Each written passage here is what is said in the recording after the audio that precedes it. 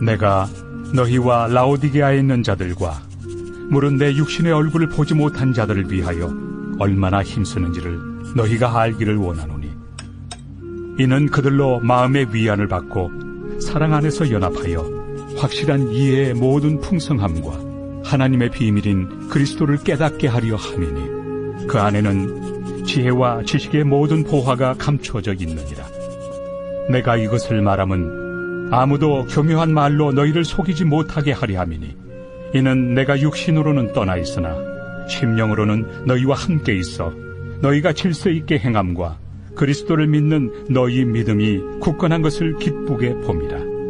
그러므로 너희가 그리스도 예수를 주로 받았으니 그 안에서 행하되 그 안에 뿌리를 박으며 세움을 받아 교훈을 받은 대로 믿음에 굳게 서서 감사함을 넘치게 하라. 지금 이 본문을 통해서 사도 바울이 계속해서 말하는 게 뭡니까? 왜 유행이 아니라 오직 그리스도만 붙잡아야 되는지 이걸 계속 설득하고 있는 거예요. 그런데 이 설득의 과정에서 사도 바울이 좀 이상한 이야기를 하나 하는데 2장 1절을 보면 이렇게 말합니다. 내가 너희와 라오디게아에 있는 자들과 물은 내 육신의 얼굴을 보지 못한 자들을 위하여 얼마나 힘쓰는지를 너희가 알기를 원하노니 라고 하는데, 누군가는 이 구절을 보면요 좀 불편할 수 있어요. 왜입니까? 여러분, 우리가 지금까지 말했던 게 뭐죠? 어떤 헌신이나 수고를 하면 좀 생색 좀 내지 말라라는 거예요. 그리고 헌신을 한 다음에는 당신의 수고가 생각나지 않아야 그것이 진정한 헌신이라고 그렇게 말하잖아요. 그런데 오늘 바울이 말하는 게 뭡니까? 내가 너희를 위해서 얼마나 힘쓰고 있는지를 너희가 알기를 원한다라는 거예요. 그럼 이게 뭐냐는 거죠. 그래서 우리가 이런 구절을 읽을 때는 야, 바울도 생색을 내나? 뭐 이렇게 오해할 것이 아니라 밑에 2절에 나오는 것처럼 바울이 교회를 위해 얼마나 힘쓰는지를 아는 것이 어떤 차원에서 골로새 성도들과 우리 구원에 도움이 되는가, 이걸 좀 묵상해 봐야 되는 거예요.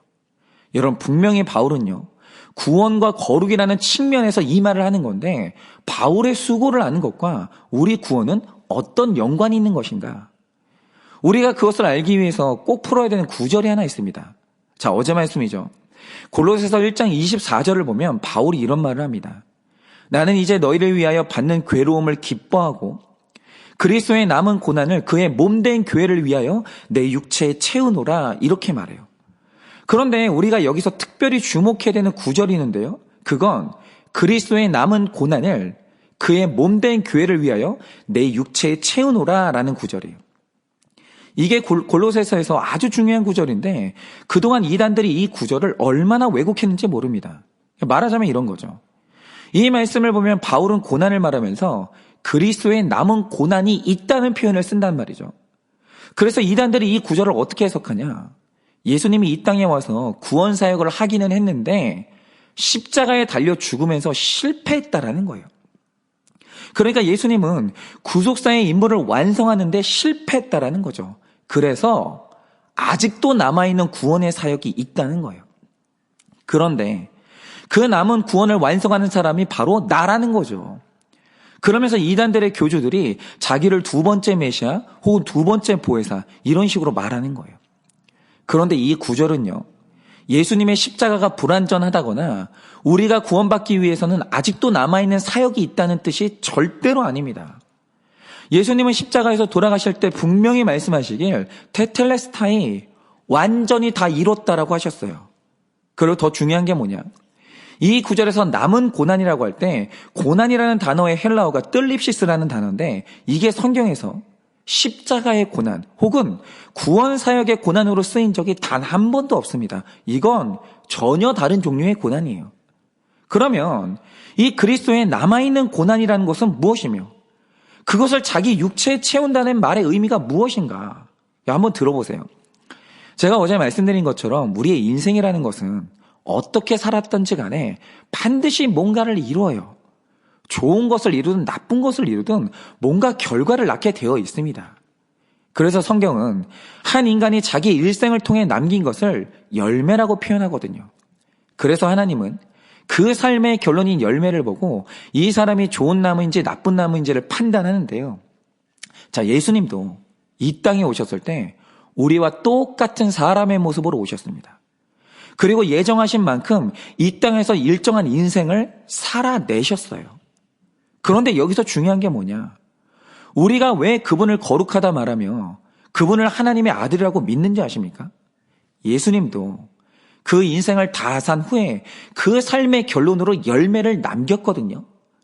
그런데 예수님이 남긴 인생의 열매가 뭔지 아십니까? 그게 바로 교회예요. 그래서 성경은 교회의 머리를 예수님이고 교회를 예수님의 몸이라고 하는 겁니다. 지금 교회의 역사가 2000년이 훌쩍 넘어가는데 이 교회의 역사를 쭉 거슬러 올라가면 그 시작에 누가 서 있는지 아십니까? 거기에 예수님이 서 계시는 거예요. 예수님이 교회를 낳았거든요. 그런데 이 교회와 예수님의 관계가 단순히 예수님이 교회의 설립자다 이런 차원이라면 교회는 그렇게 특별할 것이 없어요. 그런데 이 교회라는 존재의 특별함이 뭔지 아십니까? 예수님이 교회를 낳으면서 이 교회를 자기 몸의 일부로 연결시켜버렸다는 거예요. 여러분, 그러면서 일어나게 된 일이 뭔지 아십니까? 여러분 보세요. 우리 몸에 입이라는 기관이 있는데 이 입이 음식을 먹어요. 그러면 어떤 일이 일어나는지 아십니까? 자, 입이 음식을 넣고 씹어서 섬기는 수고를 입이 전부 다 했어요. 그런데 이상한 게 뭐냐? 입이 한 수고의 혜택을 온 몸이 건강으로 다 보존받는 거예요. 전부 다 그 입이 수고한 결과로 온 몸이 생존을 하는 거예요. 연결이 되는 거죠. 왜냐하면 입과 우리는 몸으로 연결이 됐거든요. 마찬가지로 십자가에서 수고하고 십자가에서 죽으신 분이 누굽니까? 우리가 아니에요. 예수님이 혼자서 수고하고 예수님이 죄의 대가로 돌아가셨어요. 그런데 이상한 건 예수님이 죄에 대해서 죽으신 그 효력이 누구에게 돌아가는가? 온 교회에 다 돌아가는 거예요. 여러분한테도 돌아가고 저한테도 돌아가요. 그리고 예수님 혼자서 부활하셨는데 이 부활의 생명이 누구에게 연결되는가? 온 교회에 전부 다 연결되는 거예요. 이유가 뭔지 아십니까? 교회가 예수님과 완전히 연합해서 한 몸이 됐거든요. 몸이 되지 않았으면 이런 일은 일어날 수가 없는 거예요. 그래서 예수님의 좋은 것이 전부 교회에게 연결이 되는 거예요. 다 돌아가는 거죠. 그런데 이거보다 더 신비한 게 뭔지 아십니까? 제가 자주 말씀드리지만 바울이 이 땅에 하나의 교회라도 더 세우려고 목숨을 걸었던 이유가 있어요. 그게 뭐냐? 사도행전을 보면 바울은 회심하기 전에 주님의 교회를 핍박하던 자였거든요. 그래서 어느 날도 살기에 등등해서 그리스도인들을 잡기 위해 말을 타고 가고 있었어요. 그러다가 그가 다메섹에 진입하게 되는데 그런데 거기에서 눈을 멀게 한 만큼 찬란한 빛으로 임하시는 하나님을 대면하게 됐단 말이죠. 그리고 그분의 음성을 들었는데 바울이 그날 하나님에게 너무 충격적인 이야기를 들어요. 그게 뭐죠? 바울이 하나님을 만났을 때 그분에게 묻습니다. 주여 누구십니까? 그러자 하나님이 자기를 소개하시는데 뭐라고 소개하십니까? 나는 네가 핍박하는 예수다 이렇게 말씀하세요. 그런데 바울이 여기서 받은 충격이 뭐냐? 자기는 분명히 교회, 즉 성도의 무리 사람을 핍박했다는 말이죠. 그런데 예수님이 분명히 말씀하신 게 뭡니까? 바울이 예수님을 핍박했다라는 거예요. 그러니까 여기서 바울은 처음으로 교회와 예수님의 관계를 알게 된 거예요. 아까 말씀드렸듯이 교회는 그리스도와 한 몸으로 연결됐기 때문에 예수님이 죄의 책임을 지고 죽으시면 그 죽음의 효력이 우리에게 전달되고 그분이 부활하면 그 부활의 능력이 우리에게 그대로 전달되는 거예요. 그런데 놀라운 게 뭐냐? 그 반대의 일이 똑같이 일어나는 거예요. 뭐죠? 바울이 교회, 즉 성도를 핍박하고 고통을 줬는데 그 고통이 누구에게 그대로 전달되느냐? 예수님에게 그대로 전달되는 거예요. 그래서 히브리서 4장 15절은 예수님을 말할 때 우리의 연약함을 동정하시는 분이라고 했는데 여기서 동정이라는 말을 예전 성경에서는 체휼이라는 단어를 썼거든요.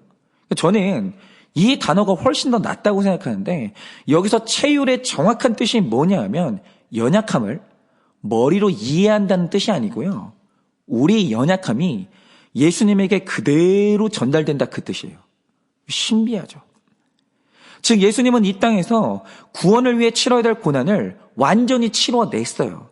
그런데 예수님에게는 아직도 남아있는 고난이 있다라는 거예요. 그게 뭐겠습니까?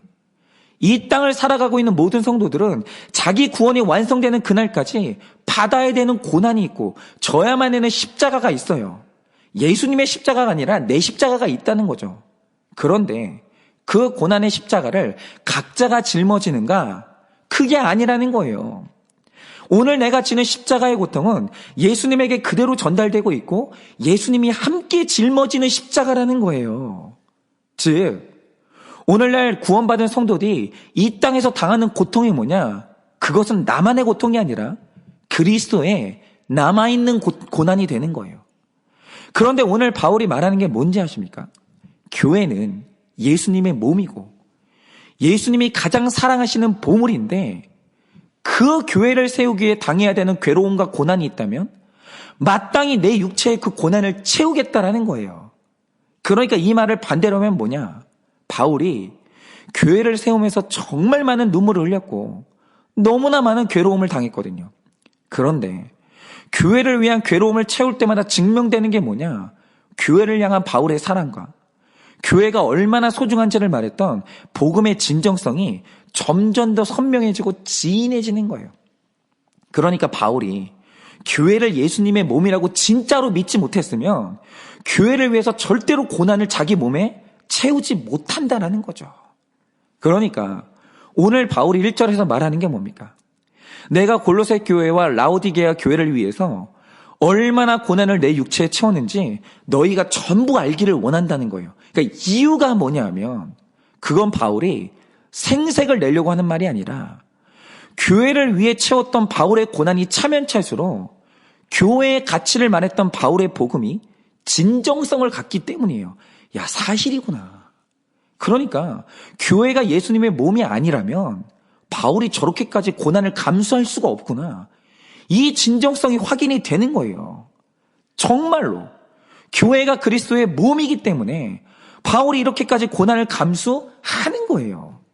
여러분 생각을 해보세요. 이 세상에 나를 사랑한다고 말하는 사람이 정말 많은데 그 말의 진정성이 진짜로 어디에서 나옵니까? 제가 늘 잊지 않는 경험이 하나 있는데요.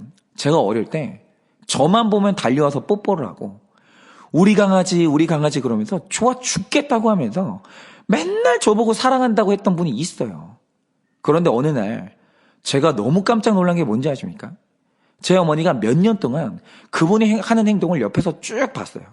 그 보다가 어느 날 옆구리를 쿡 찌르면서 제 엄마가 한 말이 뭐냐면 그렇게 예쁘면 애 용돈이라 좀 주라고 그러면서 쿡 찌른 거예요. 그런데 이거 진짜인데요. 돈을 주라고 하니까 그 다음부터 그분이요. 저한테 하던 행동을 뚝 끊으시는 거예요. 안 하시는 거예요. 즉, 제 어머니가 한 말이 뭐냐면 진짜로 애가 이쁘면 그게 그 말이 진실이면 4절 말씀처럼 교묘한 말로 속이지 말고 손해보는 적용, 괴로움을 감수하는 적용을 통해서 그 말의 진정성 좀 증명하라는 거예요. 그런데 교묘한 말의 거짓말을 절대로 못하는 게 뭔지 아십니까? 여러분 거짓말은요. 세상에 있는 좋은 단어를 다 끌어모아가지고 사랑한다는 표현을 할 수 있어요. 모든 단어를 써서. 그런데 교묘한 거짓말은요. 한 번의 고생, 한 번의 괴로움, 한 번의 손해를 볼 수가 없는 거예요. 거짓말은 절대로 그걸 못해요.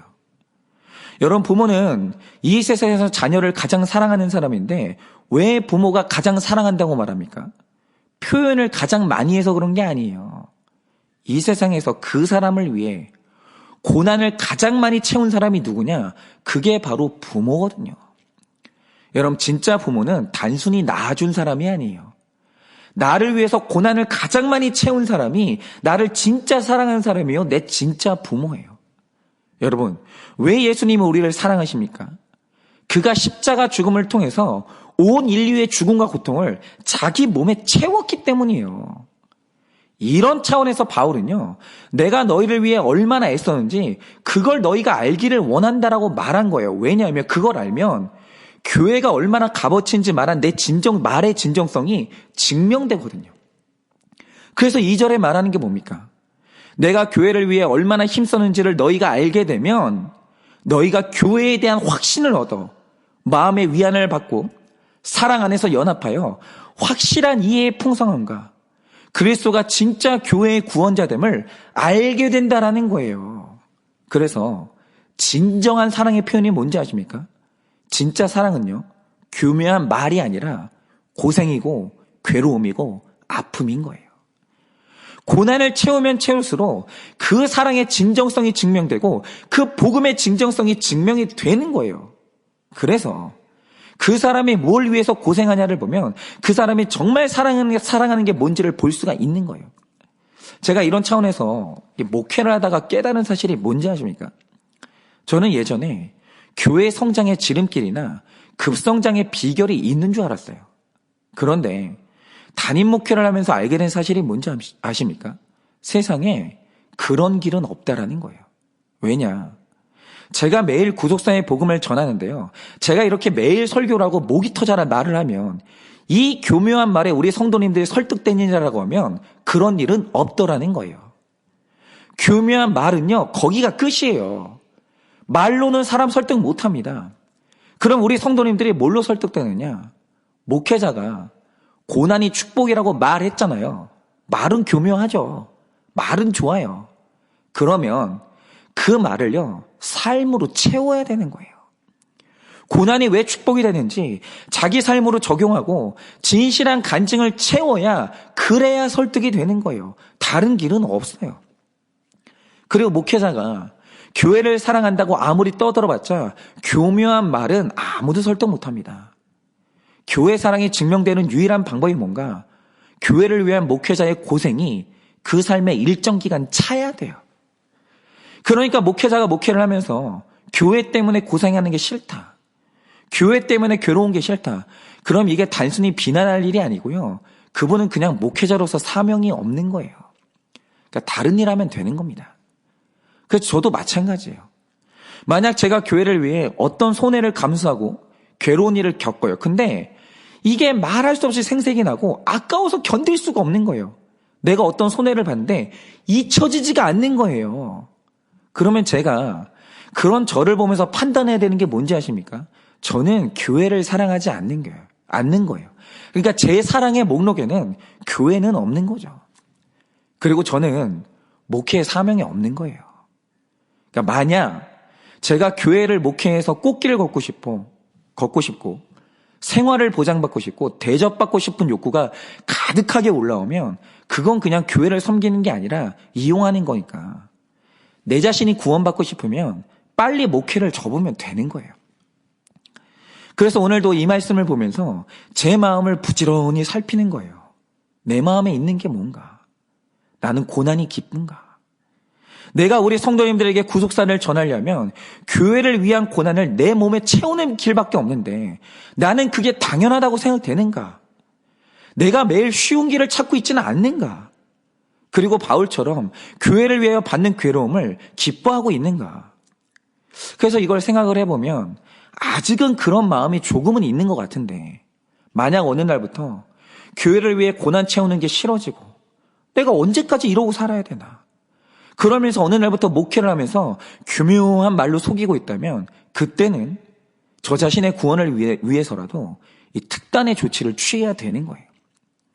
그래서 오늘 여러분과 함께 나누고 싶은 질문이 있어요. 그게 뭐냐 하면요, 여러분은 예수님을 사랑하십니까? 그러니까 성령 충만하다면 이런 질문들이 이 구체적으로 다가오면서 이렇게 갈등이 일어나야 돼요. 여러분은 예수님을 사랑하십니까? 그리고 교회를요, 진정 사랑하십니까? 다시 말해, 여러분은 교묘한 말로 거짓말을 하고 있습니까? 아니면 교회를 위해서, 예수님과 복음을 위해서 어떠한 괴로움을 육체에 채우고 있습니까? 그리고 우리가 내 배우자, 자녀를 사랑한다고 하면서 어떤 육체의 괴로움을 채우고 계신가요? 혹시 교묘한 말로 속이기만 하고 가정에서 괴로움과 수고를 상대방에게 떠넘기고 있지는 않습니까? 여러분, 만약에 괴로움을 회피하고 수고를 채우고 있지 않다면 여러분이 어떤 말을 하고 있어도 그건 진짜 사랑이 아니에요. 그 사랑은요, 누구도 변화시키지 못하고 누구도 설득할 수 없는 거예요. 그러니 우리가 이 땅에 이 사명을 위해서 태어났는데 오늘 하루도 우리가 전도하고 교회와 가정을 위해서 섬길 때 고난을 육체에 채우는 구체적인 적용을 하시기를 바라요. 오늘 여러분이 채워야 되는 구체적인 괴로움은 무엇인가요? 그래서 복음과 사랑의 진정성을 증명하시고 한 영혼 구원하시고 우리 가정이 중수되는 역사가 일어나기를 예수님의 이름으로 축원을 드립니다.